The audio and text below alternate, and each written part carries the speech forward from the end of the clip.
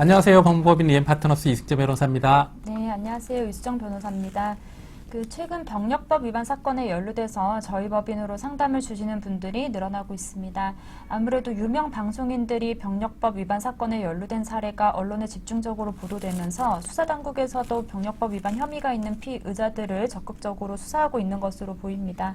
예, 얼마 전에는 병역 면탈을 도와주는 병역 브로커가 군 입대를 앞둔 사람들이 허위 뇌전증 진단을 받고 병역을 면탈할 수 있도록 돈 것으로 드러나 구속되기도 했는데요. 이번 영상에서는 병역 비리로 수사나 재판을 받는 경우에 처벌 수위를 낮추는 방법이 과연 있는지에 대해서 한번 자세히 알려드리도록 하겠습니다.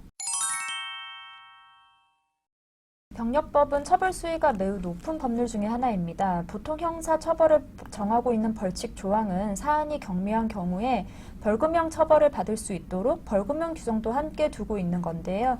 그러나 병력법의 경우에는 벌금 규정 없이 징역형만을 규정하고 있습니다. 예, 병역 면탈의 예로는 도망가거나 신체를 손상시키는 것, 병역 판정 검사를 기피하는 것, 입영을 기피하는 것으로 나눌 수 있습니다. 여기서 신체를 손상시키는 경우에 해당한다면 최소 1년부터 형량이 시작해서 최대 5년의 형량에도 처해질 수 있는 매우 중대한 사안인데요. 군대를 가지 않으려고 시도하는 것은 언론에서 자주 접할 수 있는 사례입니다.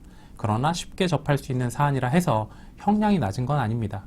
병역법으로 수사 재판을 받게 된 상황이라면 징역형 선고를 피할 수 없으니 실형 선고 가능성도 높다는 점을 주의하시고 대응하셔야만 합니다.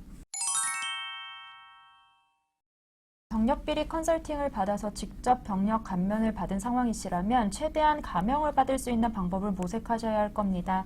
당사자가 병력 감면을 받을 수 있도록 도와준 공범의 경우라면 혐의를 전부 부인하기는 어려운 상황이 대부분일 것이어서 마찬가지로 선처를 받는 쪽으로 방향을 잡으셔야 합니다. 예, 특히 이런 사건에서는 병역 감면이 필요했던 특별한 이유나 처음 브로커와 연락을 하게 된 경위, 계기 등을 밝히고 또 병역 감면에 이를 정도는 아니더라도 실제로 아픈 곳이 있는지를 밝히면 어느 정도 도움이 될 수 있습니다. 그 외 자신의 처벌 수위를 낮출 수 있는 양형 자료들을 준비해야 하는데요. 이에 대해서는 미리 변호사와 상담하시는 것이 필요하겠습니다. 최근 유명인들 다수가 병력법 위반 사건에 연루되면서 처벌 수위도 상승하고 있습니다. 다만 대규모로 진행되는 수사에서는 다른 경우처럼 수사가 꼼꼼하게 진행되지 않는 점은 있기 때문에 빈틈을 노리는 것이 중요하다 할 것입니다. 예, 가장 중요한 것은 본인의 경우에 맞는 변론 전략을 짜는 것인데요. 병역 면탈을 해서 처벌받는 것 자체는 피할 수 없지만 특수한 사정이 있다는 점을 잘 변론한다면 선처를 받을 수 있을 겁니다.